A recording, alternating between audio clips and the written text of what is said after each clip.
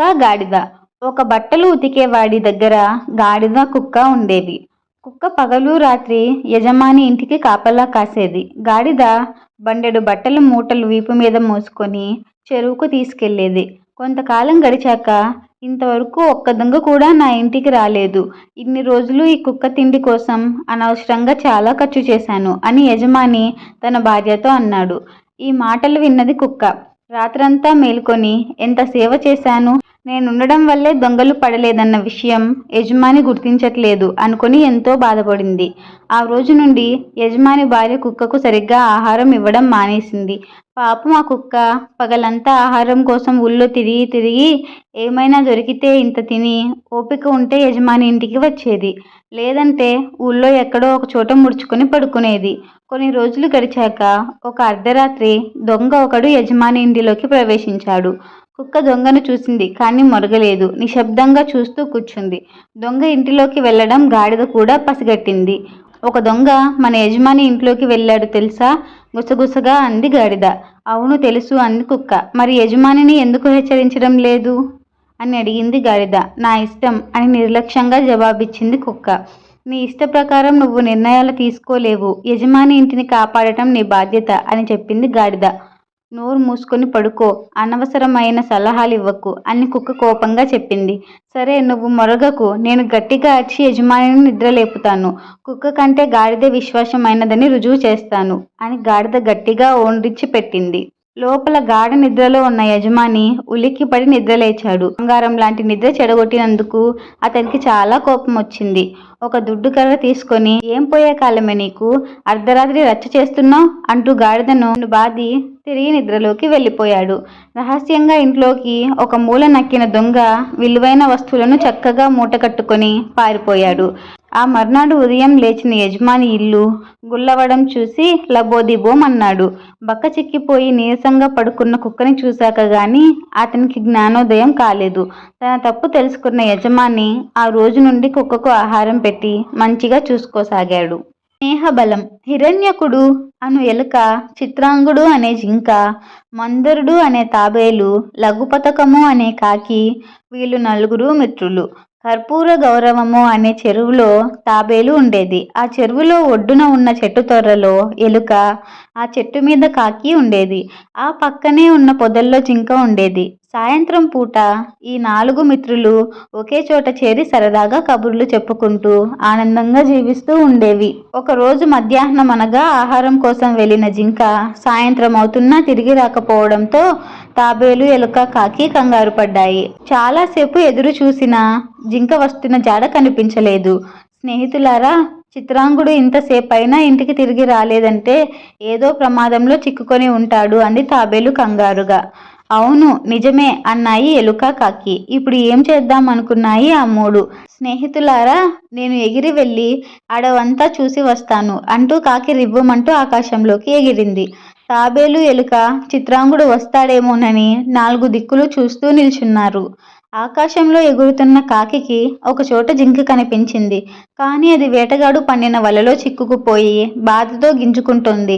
కాకి జింక ముందు వాలింది. కాకిని చూసి జింక ఆనందంతో, వచ్చావా? ఆహారం కోసం వచ్చి చూసుకోకుండా వేటగాడు పన్నిన వలలో చిక్కుకుపోయాను. నన్ను రక్షించవా అంది కంగారుగా. భయపడకు చిత్రాంగా, నేను మన ఎలుక మిత్రుడు హిరణ్యకుడిని తీసుకువస్తాను. అతను ఈ వలను కొరికి నిన్ను రక్షిస్తాడు అని కాకి జింకకు ధైర్యం చెప్పి మళ్ళీ ఆకాశంలోకి వేగంగా ఎగిరి వెళ్ళి కొద్దిసేపట్లోనే ఎలకను తన వీపు మీద ఎక్కించుకొని వచ్చి జింక దగ్గర వాలింది. ఎలక తన పదునైన పళ్ళతో వల కొరికి జింకను విడిపించింది. ఆ 3 ఆనందంతో కబుర్లు చెప్పుకుంటూ తమ ఇల్లు వైపు నడిచారు. దారిలో వాళ్ళకి తాబేలు ఎదురుపడింది. అయ్యో మందరా, నువ్వెందుకు వచ్చావు అని అడిగాడు హిరణ్యకుడు. చిత్రాంగుడు ఆపదలో ఉన్నాడని తెలిసి ప్రశాంతంగా కూర్చోలేకపోయాను. మీరిద్దరూ చిత్రాంగుడిని రక్షిస్తారని నాకు తెలుసు. అయినా మనసు ఊరుకోలేదు, అందుకే వచ్చాను అంటూ సమాధానమిచ్చాడు మందరుడు. నువ్వు నిజమైన స్నేహితుడివి అంటూ చిత్రాంగుడు ఆనందంగా మందరుడిని ముద్దు పెట్టుకున్నాడు. ఆ నలుగురు ఆనందంగా కబుర్లు చెప్పుకుంటూ ఇంటి దారి పట్టారు. కొంత దూరం ఆ నలుగురు నడిచేసరికి వేటగాడు ఎదురుపడ్డాడు. వాడిని చూడగానే జింక పొదలోకి దూరిపోయింది. కాకి పక్కనే ఉన్న చెట్టు మీదికి ఎగిరిపోయింది. ఎలుక పక్కనే ఉన్న కలువలోకి దూరిపోయింది. తాబేలు మాత్రం ఎటూ పారిపోలేక వేటగాడు చేతికి దొరికిపోయింది. జింక తప్పించుకున్నా తాబేలు దొరికిందని ఆనందపడ్డ వేటగాడు తాబేలును బాణం కొసకి తాడుతో కట్టి భుజం మీద వేసుకొని ఇంటి దారి పట్టాడు. వేటగాడు కొంత దూరం వెళ్ళగానే జింక, ఎలుక, కాకి ఒక చోట చేరి, అయ్యో, చిత్రాంగుడు వేటగాడి బారి నుంచి తప్పించుకున్నాడంటే మళ్ళీ మందరుడు వీడి చేతికి దొరికాడే అనుకొని బాధపడ్డాయి. అప్పుడు హిరణ్యకుడు, స్నేహితులారా, మన మందరుడిని రక్షించడానికి నాకు ఒక మంచి ఉపాయం తట్టింది అంది. హిరణ్యక, తొందరగా ఆ ఉపాయం చెప్పు అంది కాకి. వేటగాడు నడిచే దారిలో చిత్రాంగుడు చచ్చినట్లు పడి ఉంటాడు. అప్పుడు వేటగాడు పట్టుకుంటానికి మందరుడిని కట్టిన బాణం కింద పెట్టి వెళ్తాడు. అప్పుడు ఆ తాడును నేను కొరికి మందరుణ్ణి తప్పిస్తాను అని చెప్పింది. ఆ ఉపాయం ఎలుకకి, కాకికి నచ్చింది. ఆ మూడు అడ్డదారిలో వేటగాడి కంటే ముందే పోయి ఒక చోట జింక దారికి అడ్డుగా పడుకుంది. కాకి దాని మీద వాలి ముక్కుతో పొడుస్తున్నట్లు నటించసాగింది. ఆ దారిలో నెమ్మదిగా వస్తున్న వేటగాడు జింకను చూశాడు. దాని మీద వాలి కాకి ముక్కుతో పొడవటం వల్ల అది చచ్చి ఉందేమో అనుకొని, హాహా, ఏమి నా భాగ్యము, ఈరోజు అదృష్టం నా పక్కన ఉంది, అందుకే వలలో జింక తప్పించుకున్నా ఇక్కడ మరొక జింక దొరికింది అని ఆనందపడుతూ భుజం మీద బరువుగా ఉన్న తాబేలును నేల మీద పెట్టి జింక దగ్గరకు నడిచాడు. వెంటనే ఎలుక వచ్చి తాబేలుకు కట్టిన తాడును కొరికేసింది. కాకి కావు కావుమని అరుస్తూ ఆకాశంలోకి ఎగిరిపోయింది. జింక పారిపోయింది. వేటగాడు కొయ్యబారిపోయి అంతలోనే తేరుకొని తాబేలు కోసం చూశాడు. అప్పటికే తాబేలు పక్కనే ఉన్న చెరువులోకి పారిపోయింది. ఆహా, ఏమి నా దురదృష్టం, చేతిలో ఉన్న దానిని వదులుకున్నాను అనుకుంటూ వేటగాడు ఇంటికి వెళ్ళిపోయాడు. ఎలుక, జింక, తాబేలు, కాకి ఆనందంగా తమ ఇంటికి వెళ్ళిపోయాయి. చూసారా, స్నేహం అంటే ఈ నలుగురు ఉన్నట్లు ఉండాలి. ఆపదలో ఉన్న స్నేహితుడిని ఆదుకోవటానికి అవసరమైతే ప్రాణాలను కూడా పణంగా పెట్టగలగాలి. పనికిరాని స్నేహితులు 10 మంది ఉండే కంటే అవసరంలో ఆదుకునే స్నేహితులు ఒక్కడుంటే చాలు. నిర్ణయం. ఒక జింకను వేట కుక్కలు తరమడం ప్రారంభించాయి.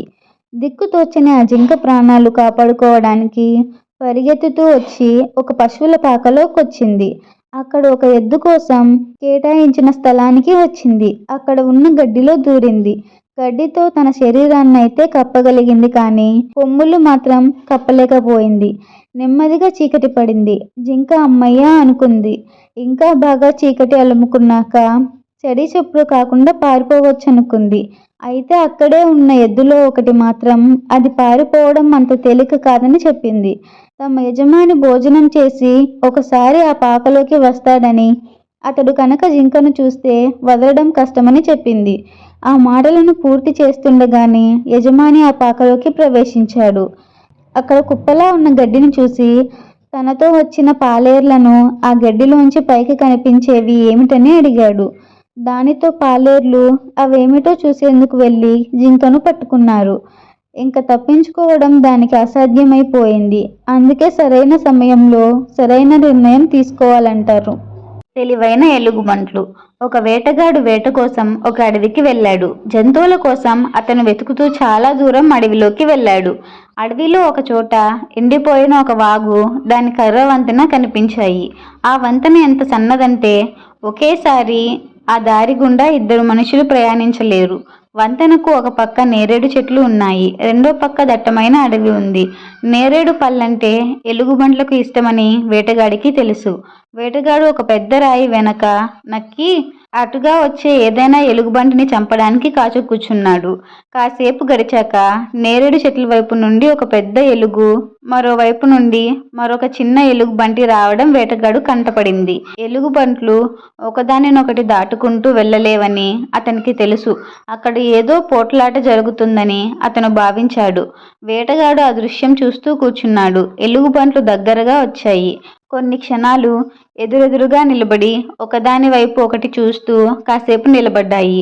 ఆ తర్వాత పెద్ద ఎలుగుబంటి కింద కూర్చొని చిన్న ఎలుగును తన వీపుపై ఎక్కించుకుంది. చిన్న ఎలుగుబంటి పెద్దదాని వీపుపై ఎక్కి అవతలికి దాటింది. ఆ తర్వాత వాటి దారిలో అవి వెళ్ళిపోయాయి. దీంతో వేటగాడు ఎంతో ఆశ్చర్యపోయాడు. జంతువులు మనుషుల కన్నా మంచి ప్రవర్తన గలవని అతను గ్రహించాడు. అందుకే మనిషి జంతువుల నుంచి నేర్చుకోవాల్సింది చాలానే ఉంది కదా. స్నేహం. చక్రధరపురంలో భద్రయ్య, కనకయ్య, భూషణయ్య సన్నిహితంగా ఉండేవారు. భద్రయ్య, కనకయ్య వ్యాపారులు, భూషణయ్య రైతు. ఒకనాడు భద్రయ్య భూషణయ్యను చూడవచ్చి, కనకయ్య చేసిన పని చూశావా? పొరుగురు వ్యాపారుల మధ్య నన్ను అవమానించాడు. ఇక నుంచి అతనితో ఎలాంటి సంబంధాలు పెట్టుకోదలుచుకోలేదు అన్నాడు. ఆ మాట విన్న భూషణయ్య, ఇంతకు ఏం జరిగింది? కావాలంటే ఇప్పుడే వెళ్దాంరా, నేనే అతనితో మాట్లాడతాను అని సానుభూతిగా అన్నాడు. జరిగిన అవమానం చాలు, తిరగదోడి మళ్ళీ బాధపడడం నాకు ఇష్టం లేదు. ఈ క్షణం నుంచి ఆ ద్రోహి ముఖం చూడను అంటూ సుడిగాలిలా వెళ్ళిపోయాడు భద్రయ్య. ఆ ఇద్దరి మధ్య ఏం జరిగిందో భూషణయ్య ఊహించలేకపోయాడు. తన ఆప్తమిత్రుడికి ఇంత క్షోభ కలిగించిన కనకయ్యతో తను ఎలాంటి సంబంధాలు పెట్టుకోకూడదనుకున్నాడు. వారం రోజులు గడిచింది. ఆ రోజు సాయంకాలం భూషణయ్య కనకదుర్గ గుడికి వెళ్తుండగా భద్రయ్య, కనకయ్య గుడి నుంచి నవ్వుతూ మాట్లాడుకుంటూ రావడం చూసి నిర్ఘాంతపోయాడు. రాత్రి భోజనం ముగించి మౌనంగా పడుకోబోయిన భూషణయ్యను భార్య, ఏమిటి అంత తీవ్రంగా ఆలోచిస్తున్నారు అని అడిగింది.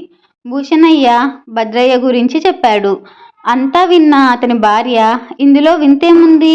వరపొచ్చాలు పాల పొంగుల్లాంటివే కదా, తొందరపడి నువ్వు వాళ్ళ మధ్య జోక్యం చేసుకోకపోవడం మంచిదైంది అన్నది నవ్వుతూ. వెంటాడిన సంగీతం. అది వెన్నెల రాత్రి. గుడారంలో కూర్చున్న వర్తకుడు తటాకానికి అవతల ఉన్న గంభీరమైన కొండలను చూసి తటాకం చుట్టూ ఉన్న పూల చెట్ల నుంచి వీచే సుగంధ పరిమళాలను ఆస్వాదించి ఎంతగానో ఆనందించాడు. అయితే అన్ని అందాలకు మించి ఆ ప్రశాంత వాతావరణంలో అప్పుడప్పుడు వినిపించిన కొన్ని పక్షుల పాటలు అతన్ని ముగ్ధుని చేశాయి. దాన్ని వింటూ అలాగే నిద్రపోయాడు. రాత్రంతా ఎన్నడూ కనని అందమైన కలలు కన్నాడు. తెల్లవారక ముందే నిద్రలేచి ఆ కలలకు కారణం పక్షుల పాటే కారణమని గ్రహించాడు. అతను ఆ వింత పక్షుల పాట వినిపించిన గుబురు చెట్లకేసి వెళ్ళి చూశాడు.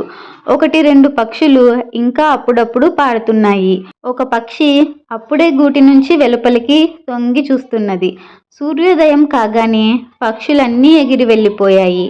వర్తకుడు వెంట పక్షులు పట్టే వేటగాడొకడు ఉన్నాడు. వర్తకుడు కోరిన ప్రకారం వాడు చెట్టెక్కి పక్షి గూట్లో జిగురు ఉంచి కంటికి కనిపించకుండా వల పన్ని వచ్చాడు. సూర్యాస్తమం అవుతుండగా పక్షులన్నీ గూళ్లకు తిరిగి వచ్చాయి.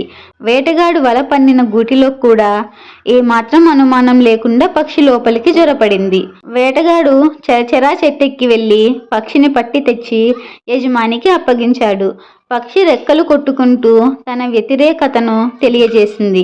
అయితే వర్తకుడు దాన్నేమీ పట్టించుకోకుండా ప్రేమగా ఇలా అన్నాడు, నువ్వేమీ భయపడకు, నిన్నేమీ చేయను. నీకు నవరత్నాలు పొదిగిన బంగారు పంజరం చేయిస్తాను. ఏ పక్షులకు అందుబాటులో లేని సుమధుర ఫలాలను నీకు ఆహారంగా పెడతాను. నా సేవకులు రాత్రింపగళ్ళు నిన్ను కంటికి రెప్పలా చూసుకుంటారు. నువ్వు చేయవలసిందల్లా ప్రముఖులు ఎవరైనా మా ఇంటికి వచ్చినప్పుడు రోజుకు 1-2 సార్లు పాడడం మాత్రమే. దాని ద్వారా నీకు పేరు ప్రఖ్యాతలు కూడా వస్తాయి. అయితే బందీగా ఉన్నప్పుడు నేను పాడలేను కదా, నన్ను స్వేచ్ఛగా వదిలిపెట్టు. మీ వెంట ఎగురుతూ వచ్చి మీ ఇంటిని చూసుకుంటాను. అప్పుడప్పుడు వచ్చి నీకోసం తప్పక పాడతాను. నా మాట నమ్ము అన్నది పక్షి. పక్షి రంగురంగులతో చాలా అందంగా కనిపించింది. వర్తకుడు పక్షి విన్నపాన్ని పెడచెవిన పెట్టి ఏ కొరత లేకుండా జాగ్రత్తగా చూసుకుంటానని మళ్ళీ మళ్ళీ చెప్పసాగాడు. పక్షి మరేమీ మాట్లాడలేక మౌనంగా ఉండిపోయింది. లోయను వదిలి వర్తకుడు వాహనాలు అతడికి ఇంటికేసి బయలుదేరాయి. ఇల్లు చేరాక పక్షి వర్తకుడి కోసం అప్పుడప్పుడు పాడుతున్నప్పటికీ మొదట ఉన్న శ్రావ్యత లోపించింది. మధురంగా ఉన్నప్పటికీ అంతర్లీనంగా తీరని ఆవేదన ధ్వనించసాగింది. వ్యాపారి వద్ద ఉన్న పాటలు పాడే పక్షి గురించి ఊరంతా తెలిసిపోయింది. ఎందరెందరో ప్రముఖులు వచ్చాయి దానిని చూడసాగారు. దానిని పట్టుకు వచ్చిన వ్యాపారి అదృష్టాన్ని కొనియాడారు. పక్షి కోసం రకరకాల కానుకలు, చిన్న చిన్న ఆభరణాలు ఇచ్చేవారు. అయినా స్వేచ్ఛ కోల్పోయిన పక్షి ఎలాంటి కానుకలకైనా ఎలా ఆనందించగలదు? వారికేసి నిర్లిప్తంగా చూస్తూ ఊరుకునేది. ఇలా 2 ఏళ్లు గడిచిపోయాయి. వర్తకుడు మళ్ళీ వ్యాపారం కోసం బయలుదేరుతూ పంజరం దగ్గరికి వెళ్ళి, నేను వ్యాపారానికి దూర ప్రాంతానికి వెళ్తున్నాను. నేను ఇంటి వద్ద లేనప్పుడు నీకు ఎలాంటి కొరత రాకుండా చూసుకోమని ఇంట్లోని వారికి, పని మనుషులకు చెప్పాను. నీకు ఏ లోటు రాదు. ఇంకో విషయం, నేను తిరిగి వచ్చేటప్పుడు నీ స్వస్థలమైన లోయ గుండా రావలసి ఉంటుంది. నీ బంధుమిత్రులైన తటాకం దగ్గరి పక్షులకేమైనా చెప్పమంటావా అన్నాడు పక్షితో. చాలా కృతజ్ఞతలు. నన్ను ఇక్కడ చక్కగా చూసుకుంటున్నారని, నిజానికి చాలా పేరు ప్రఖ్యాతలు పొందానని, అయితే స్వేచ్ఛ మాత్రం లేదని, ఏం చేయడానికి తోచడం లేదని చెప్పు అన్నది పక్షి. తప్పకుండా చెప్తాను అని చెప్పి వర్తకుడు అక్కడి నుంచి బయలుదేరాడు. 3 నెలల తర్వాత వర్తకుడు తిరిగి వచ్చాడు. ఆయన వచ్చి రాగానే, నేను చెప్పిన సంగతి నా మిత్రులకు చెప్పావా? అందుకు వాళ్ళు ఏమైనా సమాధానం పంపారా అని పక్షి వర్తకుణ్ణి ఆతృతగా అడిగింది. నువ్వు చెప్పిన మాటలను పక్షులతో బిగ్గరగా చెప్పాను. ఒకసారి కాదు, 2 సార్లు చెప్పాను. ఒక్కటి బదులు పలకలేదు. నా మాటలు వినగానే కిలకిలమని శబ్దం చేయడం కూడా మానేశాయి.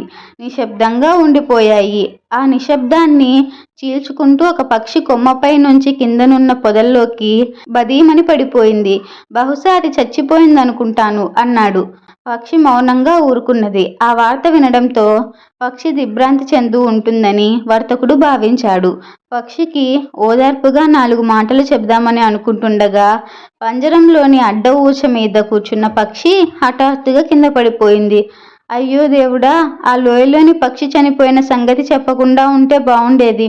పాపం, ఆ వార్త విని తట్టుకోలేక ఇది చచ్చిపోయినట్టుంది అంటూ వర్తకుడు బోరున విలపించుకున్నాడు. పంజరం తలుపు తీసి పక్షిని వెలుపలికి తీశాడు. మౌనంగా ఇంటి పెరట్లో ఉన్న తోటకేసి నడిచాడు.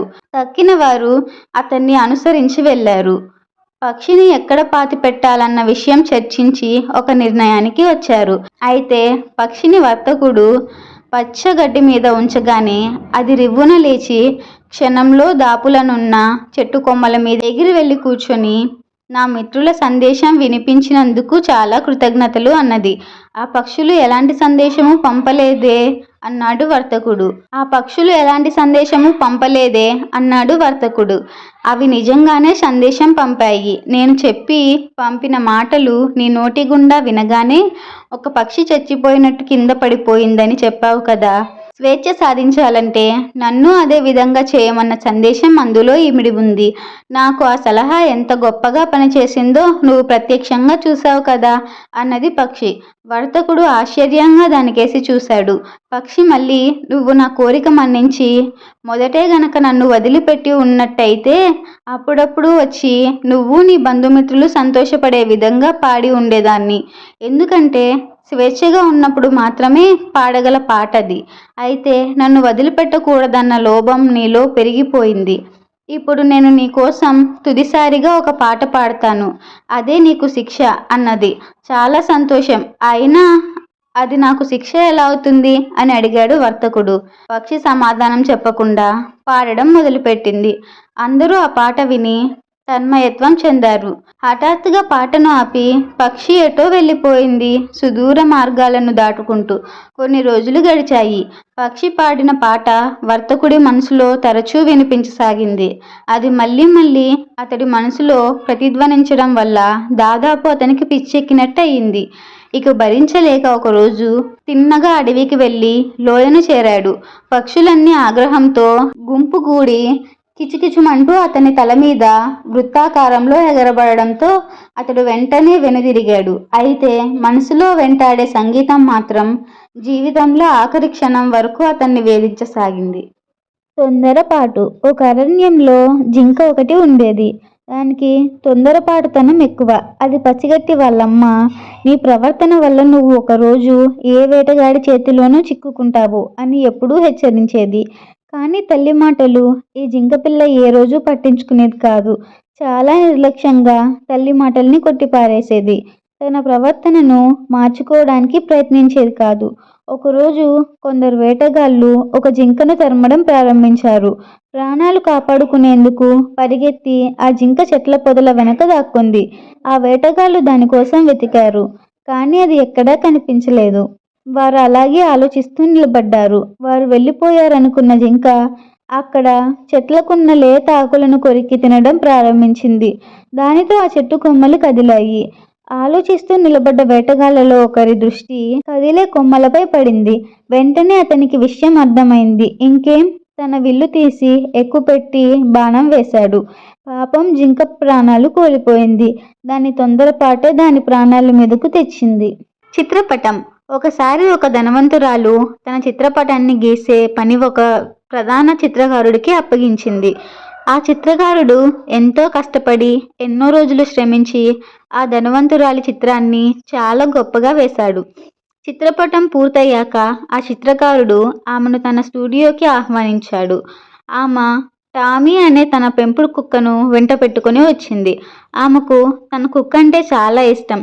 ఈ ప్రపంచంలో తన కుక్కను మించిన తెలివైన జంతువు మరొకటి ఉండదని నమ్ముతుంది. టామీ డార్లింగ్, ఇదిగోని యజమాని అంటూ ఆమె తన చిత్రపటాన్ని ఆమె టామీకి చూపించింది. టామీ ఆ బొమ్మను చూడటానికి ఏమాత్రం ఆసక్తి కనపరచలేదు. అప్పుడు ఆ ధనవంతురాలు చిత్రకారుడి వైపు తిరిగి, ఈ బొమ్మలో ఏదో లోపం ఉంది, అందుకే టామీ నా బొమ్మను గుర్తుపట్టలేకపోయింది అంది. ఆ చిత్రకారుడు కాస్త తెలివైనవాడు. ధనవంతులు ఎన్ని రకాలుగా విచిత్రంగా ప్రవర్తిస్తారో అతను ఊహించగలడు. అతను ఆమెతో వాదించలేదు. మేడం, మీరు రేపు రాగలరా? మీ టామీకి నచ్చేలా ఈ బొమ్మలో మార్పులు చేస్తాను అన్నాడు. మర్నాడు ఆ ధనవంతురాలు టామీతో వచ్చింది. ఈసారి టామీ చిత్రపటాన్ని చూడగానే తోక పైకెత్తి దాని దగ్గరకు పరుగు తీసింది. చాలా ఆసక్తిగా చిత్రపటాన్ని నాకడం మొదలుపెట్టింది. వావ్, అద్భుతంగా గీశారు. మా టామీకే కాదు, నాకు కూడా బొమ్మ బాగా నచ్చింది సంతోషంగా అంది ఆ అమ్మాయి.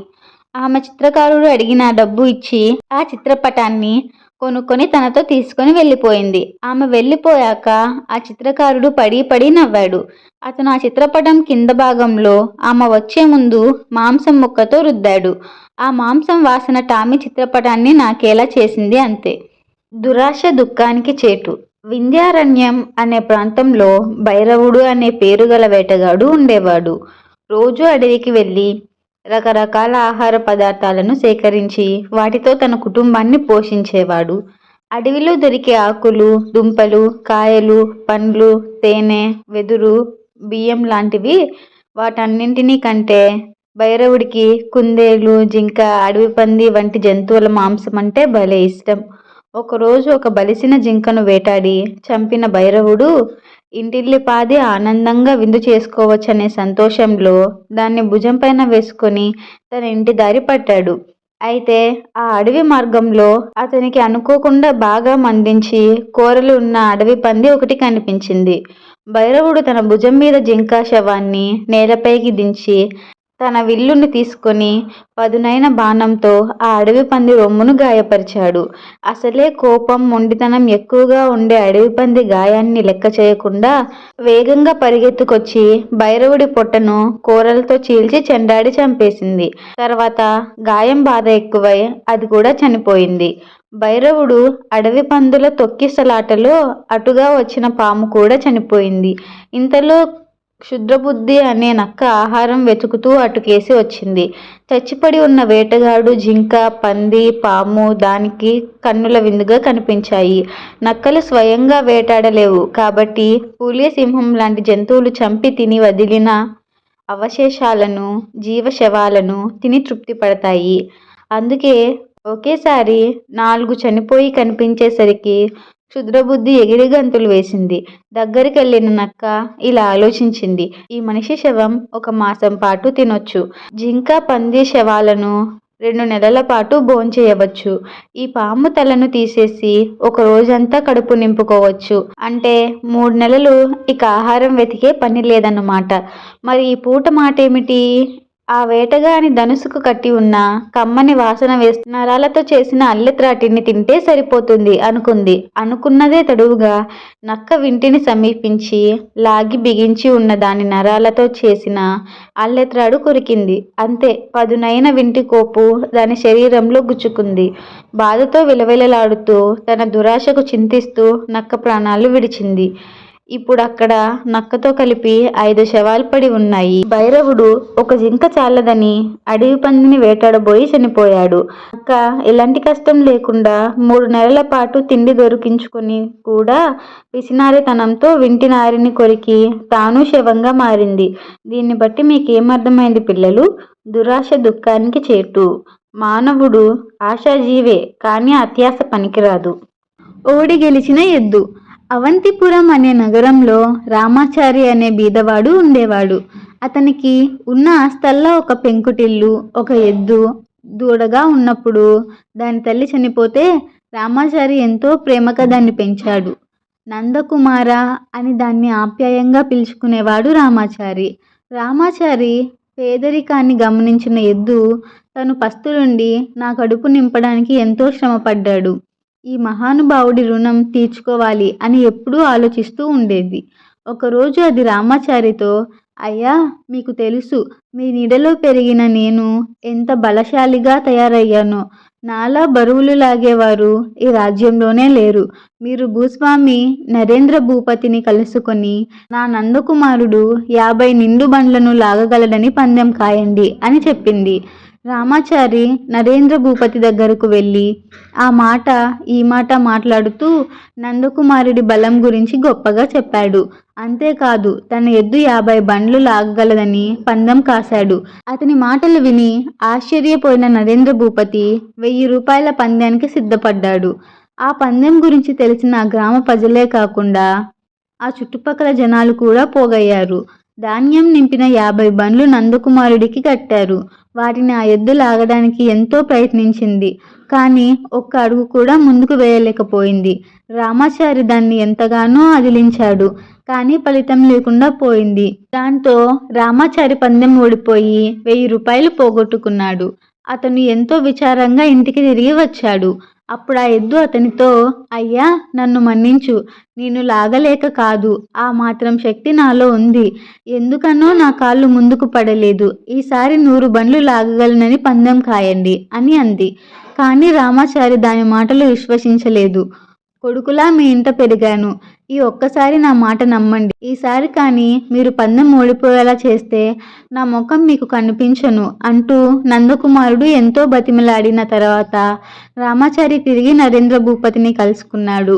శుభం చెప్పినట్లే 10,000కు పందెం కాశాడు. అంతేకాదు ఊళ్ళో ఎవరైనా సరే పందెంలో పాల్గొనవచ్చని చెప్పాడు. రామాచారి తన పెంకుటిల్లు అమ్మేసి డబ్బు సిద్ధం చేశాడు. అంతా రామాచారికి పిచ్చి పట్టిందనుకున్నారు. అయినా ఆ పందెం చూడ్డానికి తండోపతండాలుగా జనం తరలి వచ్చారు. ధాన్యపు బస్తాలతో నిండిన 100 బళ్ళు ఒకదాని తర్వాత ఒకటి కట్టబడ్డాయి. రామాచారి మొదటి బండి ఎక్కి కూర్చొని పగ్గాలు పట్టుకొని, నాయనా ముందుకు కదులు అని ప్రేమగా ఎద్దును తట్టాడు. అంతే, అందరూ చూస్తుండగా ఆ ఎద్దు ముందుకు అడుగు వేసింది. దాంతో పాటే 100 బండ్లు కదిలాయి. అలా 10 అడుగులు ముందుకు నడిచింది వృషభం. రామాచారి పందెం గెలిచాడు. నరేంద్ర భూపతి 10,000 రూపాయలు అతనికి ఇచ్చాడు. అంతేకాదు ఆ ఎద్దు బలానికి ఆశ్చర్యపోయిన జనాలు కూడా తలా కొంత వేసుకొని డబ్బు పోగజేసి ఇచ్చారు. ఇంటికి తిరిగి వస్తున్న రామాచారితో నందకుమారుడు, అయ్యా, నేను మొదటిసారే పందెం గెలిస్తే మీకు చాలా తక్కువ మొత్తం డబ్బు ముట్టేది. నేను మొదటిసారి లాగకపోవడానికి కారణం ఇదే అని చెప్పింది. ఆ మాటలు విన్న రామాచారి దాని వీపు మీద ఆప్యాయంగా నిమిరాడు. గాడిద ప్రేమ. రంగన్న ఒక గాడిదను కుక్కను పెంచేవాడు. గాడిద చెరువుకు మాసిన దుస్తుల మూటలు మోసుకొని వెళ్ళేది. ఆ దుస్తులు ఉతికాక రంగన్న వెంట ఇంటింటికి తిరిగి ఎవరివి వారికి చేరవేసేది. ఈ విధంగా గాడిద దినమంతా పనిచేస్తూ విశ్రాంతి లేకుండా ఉండేది. ఇంటికి కాపలా కాసే కుక్క మాత్రం రోజంతా ఆడుతూ పాడుతూ గడిపేది. హాయిగా దినమంతా ఇంటి అరుగు మీద పడుకొని నిద్రపోయేది. రంగన్న భార్య పెట్టే భోజనం సుష్టగా ఆరగించేది. రంగన్న పండు పలహారాలు ఏది తిన్నా కొంచెం కుక్కకు పెట్టేవాడు. సాయంత్రం రంగన్న ఇంటికి తిరిగి రాగానే వీధి మలుపు దగ్గర ఆ సంగతి పసిగట్టి కుక్క తోక ఊపుతూ ఎదురు పరిగెత్తుకు వచ్చింది. రంగన్న శరీరాన్ని నాకుతూ రెండు కాళ్ళెత్తి అతని మీద ఎగరబడేది. రంగన్న ఏమాత్రం విసుక్కోకుండా ఎంతో ప్రేమగా దాని తల మీద నిమిరేవాడు. ప్రతిరోజు ఇదంతా చూసిన గాడిదకు ఒక ఆలోచన కలిగింది. యజమానితో కుక్క ఆ విధంగా మెలగడం వల్లే యజమాని దానిని అంత ప్రేమగా చూస్తున్నాడు. తను కూడా కుక్కలా యజమాని మీద ప్రేమ ఒలకపోవాలి అని అనుకుంది.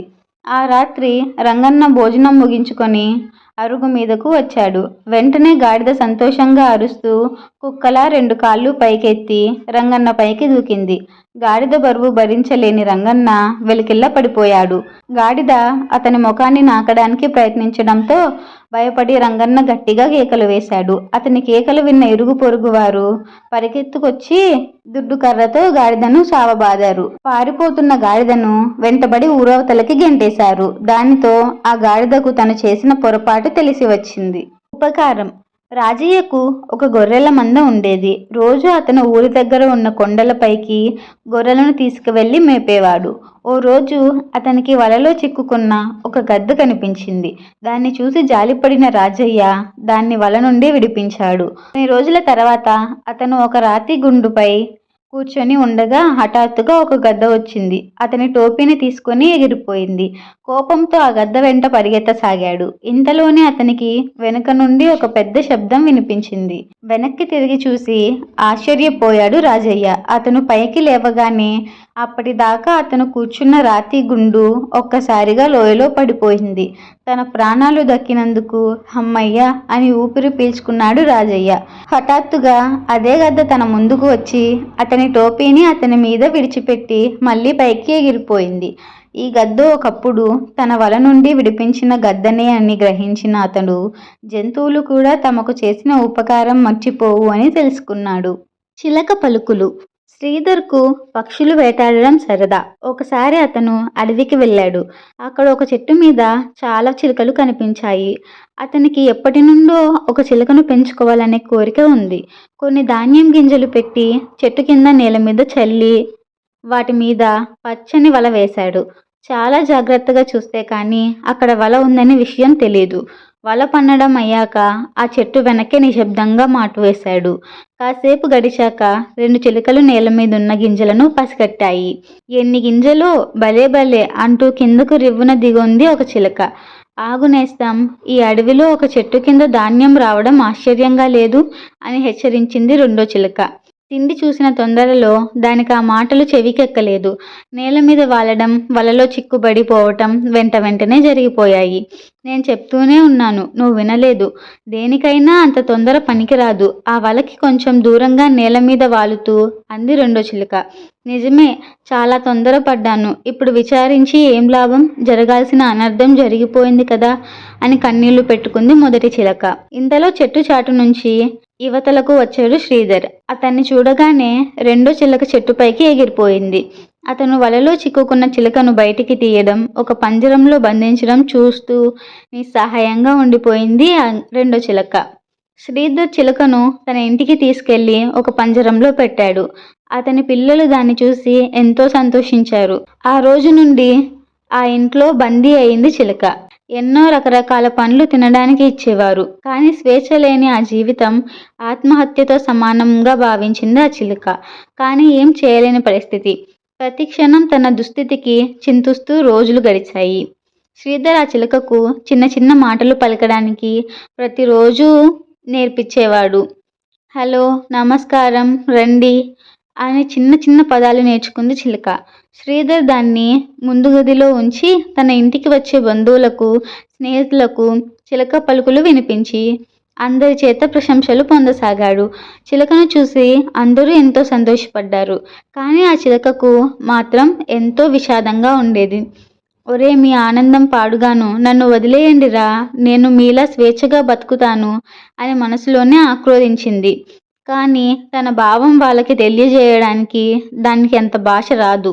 ఒకరోజు శ్రీధర్ని అతని కొడుకు బాగా విసిగించడంతో వాడి వీపు మీద ఒకటి పీకి, చంపేస్తాను రాస్కెల్, గెటౌట్ అంటూ కోపంగా తిట్టాడు. అది విన్న చిలుక శ్రీధర్ తిట్టడంతో ఏడుస్తూ ఆ పిల్లవాడు బయటికి వెళ్ళిపోవడం చూసింది. వెంటనే దాని మనసులో ఒక ఆలోచన పుట్టింది. చంపేస్తాను రాస్కెల్, గెటౌట్ అన్న ఆ పదాలని పదే పదే మననం చేసుకుంది.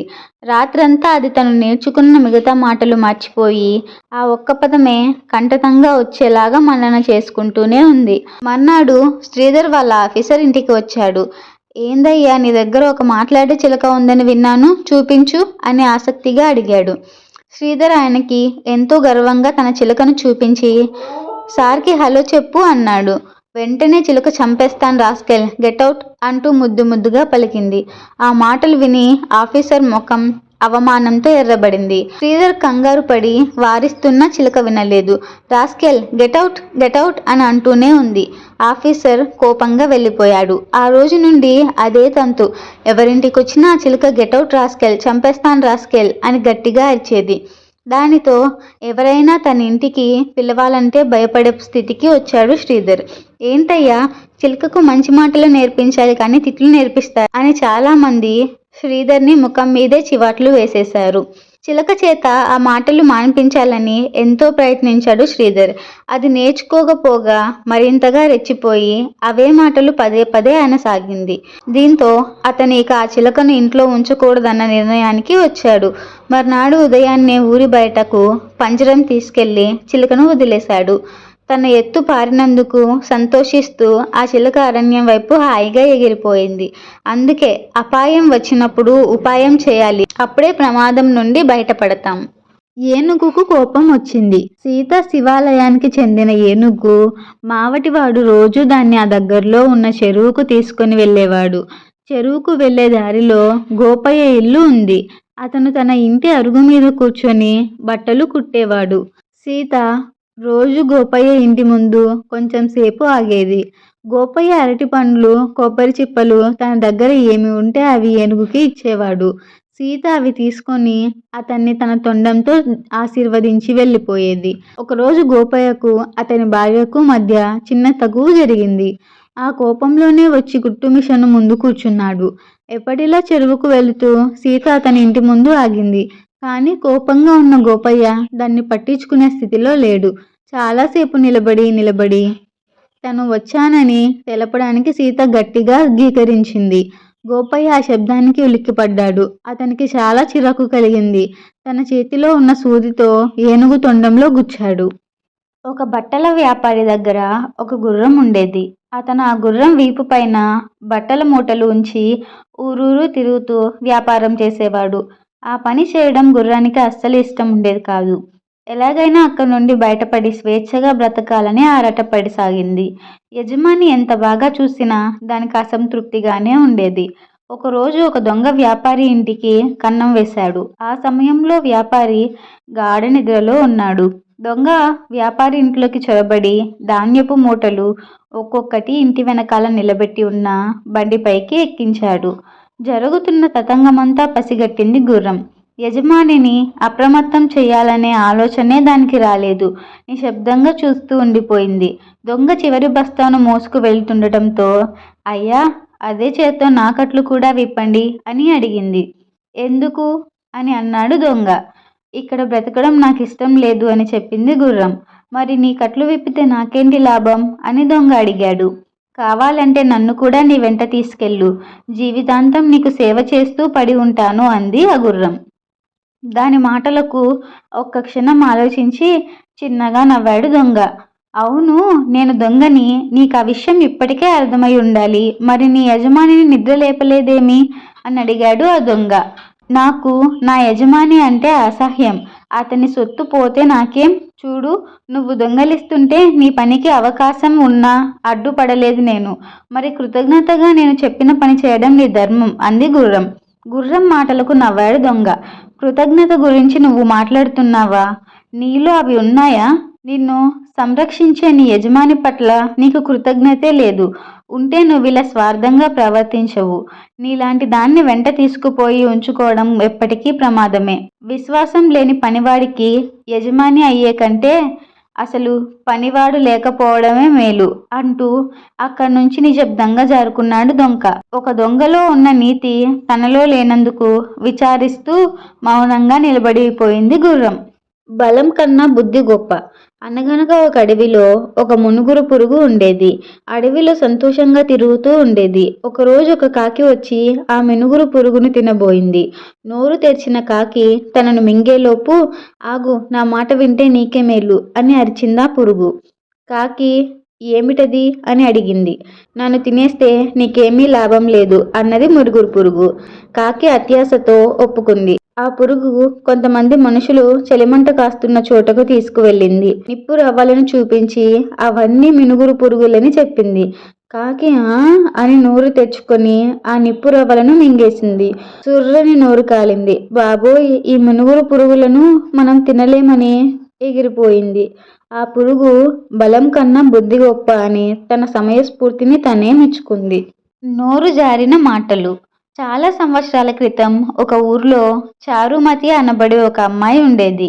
ఆ అమ్మాయి రోజంతా గాలి కబుర్లు చెప్పుకుంటూ గడిపేసేది. తను ఇక్కడ మాట అక్కడ, అక్కడి మాట ఇక్కడ చెబుతూ ఉంటే చూసి వాళ్ళ అమ్మ చాలా బాధపడేది. ఇలా గాలి కబుర్లు చెప్పడం తప్పని అమ్మ ఎంత చెప్పినా చారుమతి మటుకు పట్టించుకునేదే కాదు. ఒకరోజు ఆ ఊరి తీర్థయాత్రలు చేస్తూ ఒక సాధువు వచ్చాడు. ప్రసంగంకు వెళ్ళిన అమ్మ తన బాధ సాధువుకు చెప్పుకుంది. చారుమతికి తన తప్పు అర్థమయ్యేలా చెప్పమని ఆ సాధువును కోరుకుంది. ఆ సాధువు మన్నాడు చారుమతిని తన దగ్గరకు తీసుకురమ్మని చెప్పాడు. మన్నాడు పొద్దున్నే అమ్మ చారుమతిని ఆ స్వామీజీ దగ్గరకు తీసుకువెళ్ళింది. ఆ సాధువు చారుమతికి ఒక కోడిని చూపించి రోజంతా ఆ కోడి ఈకలు తీసి ఊరు మొత్తం జల్లమని చెప్పాడు. ఇంతేనా అనుకుంటూ అమ్మ చారుమతిని కోడి ఈకలతో ఊరంతా చుట్టుకొని రమ్మంది. చారుమతి సంతోషంగా ఊరంతా తిరుగుతూ కనిపించిన వారందరికీ కబుర్లు చెబుతూ ఇక్కడో ఈక అక్కడో ఈక విసిరేసింది. సాయంత్రం సూర్యాస్తమం అవుతుంటే అమ్మ చారుమతి మళ్ళీ సాధువు దగ్గరకు చేరుకున్నారు. ఈ రాత్రి నిద్రపోయి మళ్ళీ తెల్లవారుగానే ఇద్దరినీ రమ్మన్నాడు సాధువు. మర్నాడు పొద్దున్నే సాధువు నిన్న రోజంతా విసిరేసిన కోడి ఈకలు వెతికి తీసుకురా అమ్మా అని చారుమతితో అన్నాడు.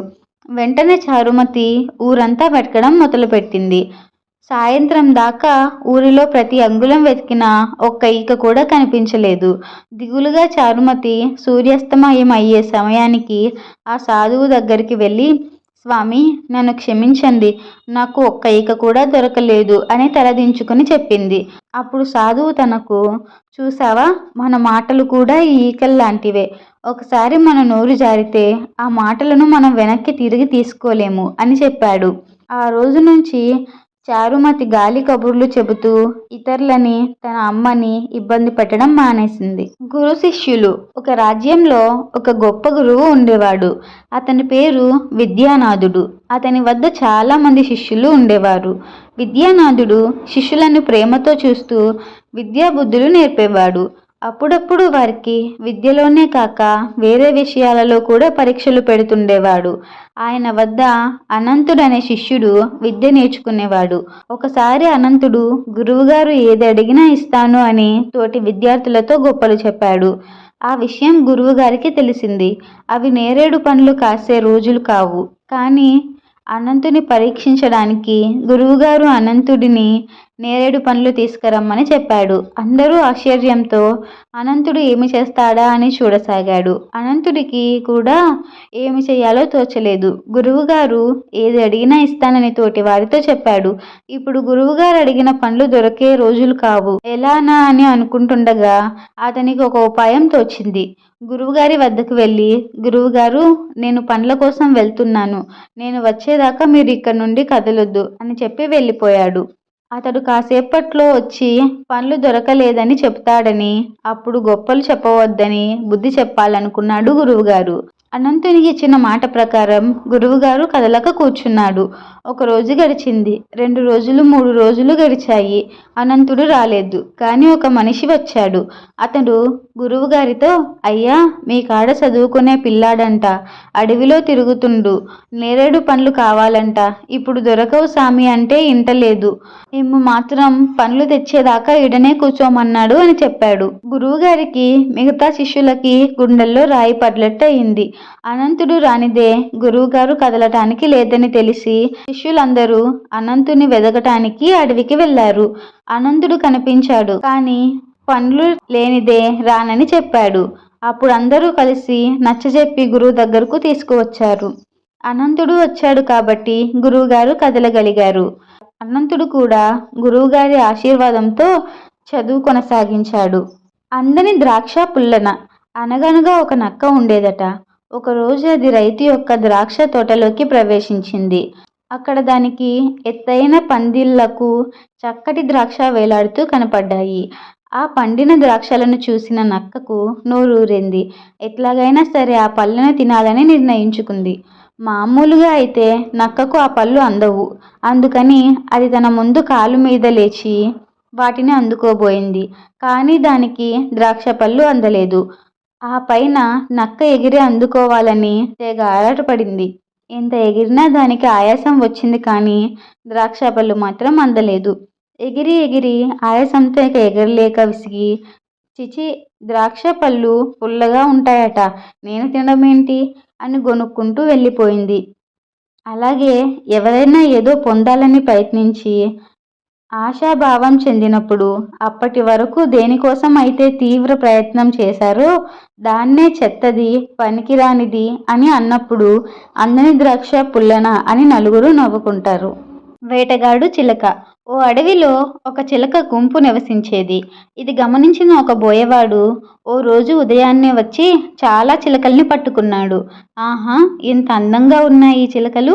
వీటిని పట్టణంలో మంచి ధరకు అమ్మవచ్చు. వీటికి కొన్ని చిన్న చిన్న మాటలు నేర్పితే ఇంకా ఎక్కువ ధరకు అమ్మవచ్చు అని అనుకుంటూ ఆనందంగా ఇంటికి వెళ్ళాడు. అతడు పట్టిన చిలకలో కుశలబుద్ధి అనే ఒక చిలక ఉంది. అది చాలా తెలివైనది. ఎలాగైనా ఆ బోయవాడి నుండి తప్పించుకోవాలనుకుంది.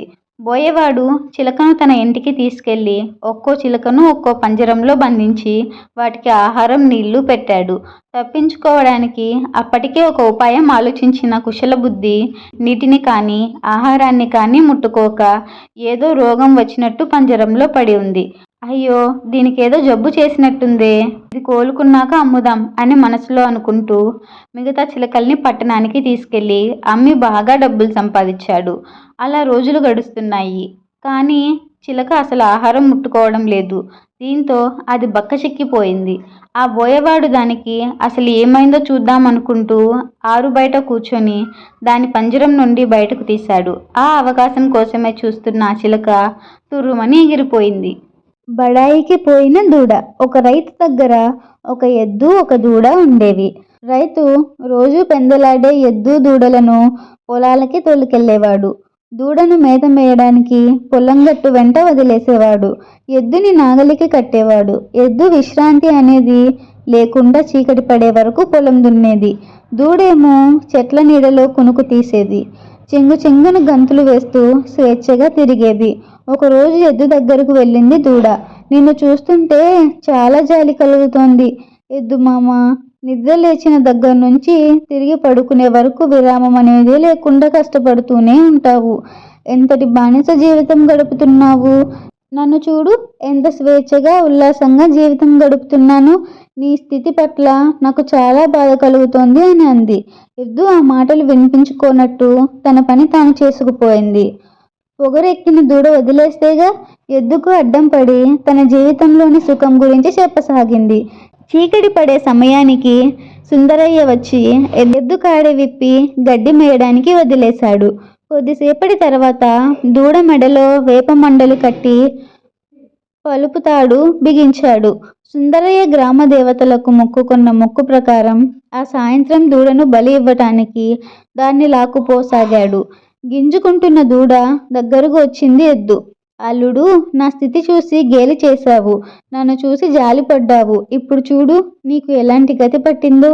యజమాని ఈ పని కోసమే నిన్నింత స్వేచ్ఛగా తిరగనిచ్చి బాగా బలిసేలా చేశాడు. ఇప్పుడు చెప్పు, నీ పరిస్థితి మంచిదా, నా పరిస్థితి మంచిదా అని అడిగింది ఎద్దు. జవాబు చెప్పలేని దూడ తల వంచుకొని యజమాని వెంట నడిచింది. అందుకే ఏ ఒక్కరిని ఎగతాళి చేయడం, మిడిసిపాటు పడడం తగదు అంటూ ఈ కథ ముగించాడు తాతయ్య. తెలివి మీరిన కోతులు. ఒకప్పుడు ఒక ఆయన వీధి వీధి తిరిగి టోపీలు అమ్ముకొని జీవించేవాడు. ఒక రోజున మధ్యాహ్నం వరకు టోపీలు అమ్మి భోజనం చేద్దామని ఒక మర్రి చెట్టు నీడలో తన టోపీలు బట్టలను దించుకున్నాడు. భోజనం చేసేందుకు సిద్ధమయ్యేంతలో చెట్టు మీద ఉన్న 2 కోతులు రంగురంగుల టోపీలను చూసి కిందకు దిగి 2 టోపీలను పట్టుకుని పైకి పోయాయి. అయ్యో నా టోపీలంటూ అతడు ఎంత అరిచినా అవి వినిపించుకోలేదు. ఇలా కాదని అతడికి ఒక టోపీని తల మీద పెట్టుకొని అటు ఇటు ఊపుతూ టోపీని గాల్లోకి విసిరాడు. కోతులు కూడా అతడిలాగే అటు ఇటు ఊగి టోపీలను గాల్లోకి విసిరాయి. బతుకు జీవుడా అనుకుంటూ అతడు టోపీలను తీసుకుని వెళ్ళిపోయాడు. కొంతకాలానికి అతడు ముసలివాడైపోయాడు. అతడి కొడుకు టోపీల వ్యాపారాన్ని కొనసాగించాడు. ఒకరోజు సరిగ్గా అతని తండ్రికి జరిగినట్లే అతనికి జరిగింది. చెట్టు కింద టోపీల బుట్టను పెట్టుకొని భోంచేస్తుంటే 2 కోతులు వచ్చి 2 టోపీలను ఎత్తుకుపోయాయి. కానీ అతడికి వెంటనే తండ్రి మాటలు గుర్తొచ్చి అతడిలాగే అటు ఇటు ఊపి టోపీని గాల్లోకి విసిరాడు. కానీ కోతులు వాటి దగ్గర టోపీలను విసరలేదు. నువ్వు అలా ఊగి టోపీని గాల్లోకి విసురుతావని, అయినా సరే టోపీలను విసరొద్దని మా అమ్మ చెప్పింది అన్నాయి. దాంతో ఇంకా చేసేదేమీ లేక అతడు మిగిలిన టోపీలను తీసుకుని వెళ్ళిపోయాడు.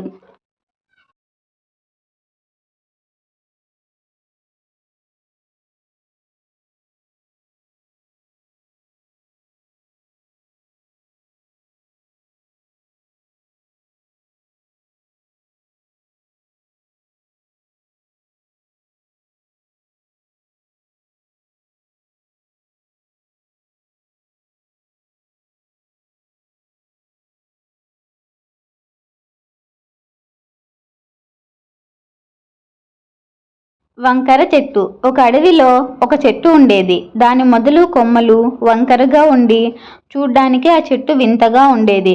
దాని చుట్టుపక్కల ఉన్న చెట్లు పొడవుగా మంచి ఆకారంతో ఉండేవి. వాటిని చూసి ఆ వంకర చెట్టు, ఆహా, ఆ చెట్లన్నీ ఎంత బాగున్నాయో అని అనుకుంటూ, నేనెంత దురదృష్టవంతురాల్ని, నేనొక్కదాన్నే ఇలా వంకర టింకరగా వికారంగా ఉన్నాను అని బాధపడేది. ఓ రోజు అడవికి ఒక కట్టెలు కొట్టేవాడు వచ్చాడు. ఆ వంకర చెట్టును చూసి, ఈ చెట్టు కట్టెతో ఏ వస్తువు చేయడానికి వీలు కాదు. ఈ ఒక్క చెట్టును వదిలి మిగిలిన ఆ పొడవైన మంచి ఆకారంతో ఉన్న చెట్టుని కొట్టేస్తాను అని అనుకుంటూ ఆ వంకర చెట్టునే తప్ప మిగతా చెట్లను కొట్టేశాడు. అప్పుడు ఆ చెట్టు, నేను నా ఆకారము చూసి బాధపడేదాన్ని, ఈరోజు ఈ ఆకారమే నన్ను ఆ కట్టెలు కొట్టేవాడి నుండి కాపాడింది అని అనుకొని ఆ రోజు నుండి హాయిగా జీవించసాగింది. చెడ్డ కాకి. ఒక ఊరు అవతల ఒక పెద్ద మర్రి చెట్టు ఉండేది. ఆ దారినే వెళ్ళే బాటసారులు ఆ చెట్టు నీడలో కాసేపు విశ్రమించి తిరిగి ప్రయాణం కొనసాగించేవారు. అక్కడికి దగ్గరలోనే పూరీపాక వేసుకుని జీవించే ఒక రైతు భార్య ఎంతో దయగలిగింది. ప్రయాణికులకు చల్లటి నీళ్లు ఇచ్చి దాహం తీర్చేది. ఆ చెట్టు మీద ఒక కాకి ఉండేది. అది దుష్టబుద్ధి కలది.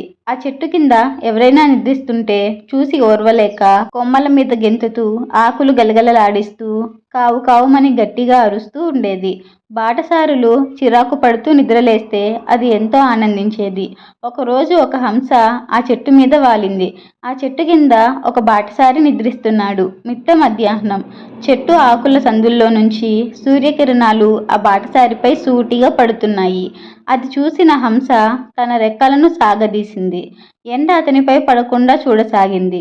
దుష్టబుద్ధి కాకి ఇది సహించలేకపోయింది. బాటసారి సౌకర్యంగా నిద్రపోవడం దాని కంటికి ఇంపుగా కనిపించింది.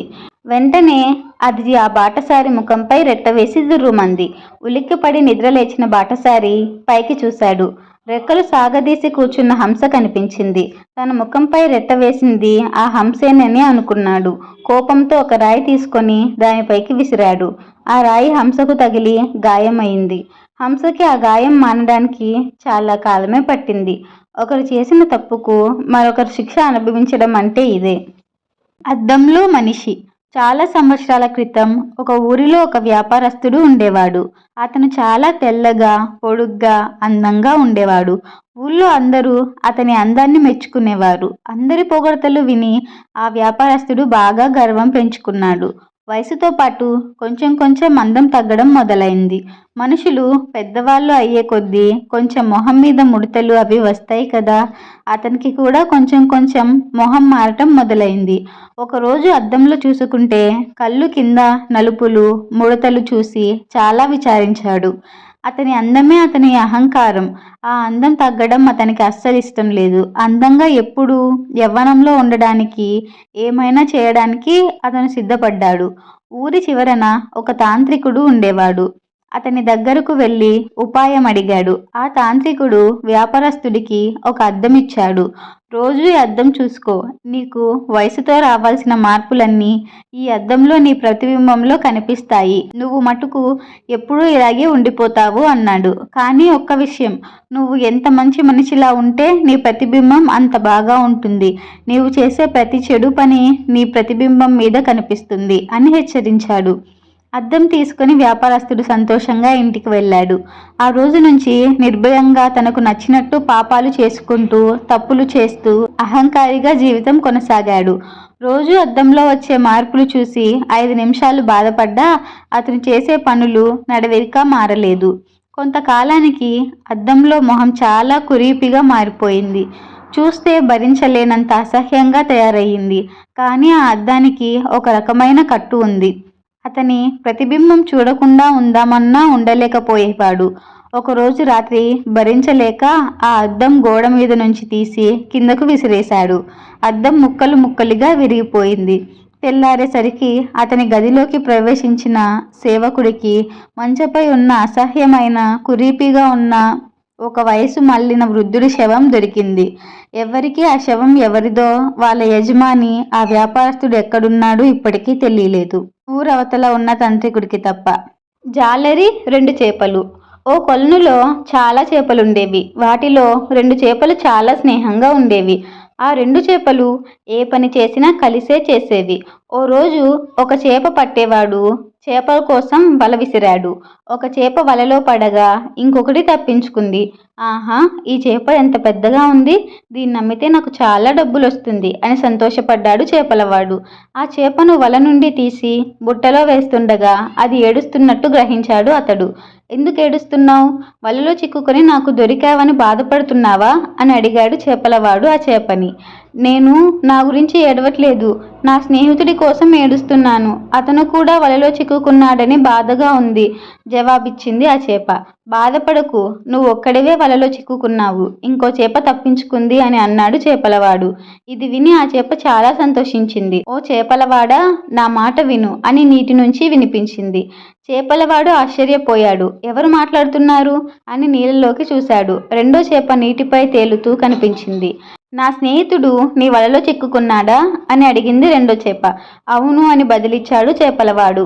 నీకు చేపలన్నీ సమానమే కదా, దయచేసి నన్ను పట్టుకొని నా స్నేహితుడిని విడిచిపెట్టు, లేకపోతే నన్ను కూడా పట్టుకెళ్ళు, నేను నా స్నేహితుడు లేకుండా జీవించలేను అని ప్రాధేయపడింది రెండో చేప.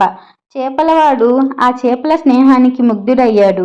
మిమ్మల్ని విడదీస్తే ఈ లోకంలో ఎవ్వరూ కూడా నన్ను క్షమించరు అని అంటూ మొదటి చేపను నీటిలో వదిలేశాడు. చెడ్డ బేరం. పూర్వకాలంలో గుర్రాల అడవుల్లోనే మిగతా జంతువులతో పాటు కలిసి జీవించేవి. ఒకరోజు ఒక గుర్రం ఒక మనిషి దగ్గరకు వెళ్ళింది. దయచేసి నన్ను కాపాడండి, అడవిలోని ఒక సింహం నన్ను చంపాలనుకుంటోంది అంటూ ప్రాధేయపడింది. భయపడకు మిత్రమా, నేను నిన్ను రక్షిస్తాను, సింహం నిన్ను ఏమీ చేయలేదు అన్నాడు మానవుడు. దానితో గుర్రం ఎంతో సంతోషించింది, కృతజ్ఞతలు కూడా తెలుపుకుంది. తిరిగి మానవుడు ఇలా చెప్పాడు, మరి నువ్వు నేనేం చెప్పినా వినాలి అని అన్నాడు. నువ్వేం చెప్పినా చేస్తాను, నా ప్రాణాలు కాపాడగలిగితే చాలు అంది గుర్రం. సరే మరి, నువ్వు నీ మీద నన్ను స్వారీ చేసుకొనివ్వాలి అన్నాడు.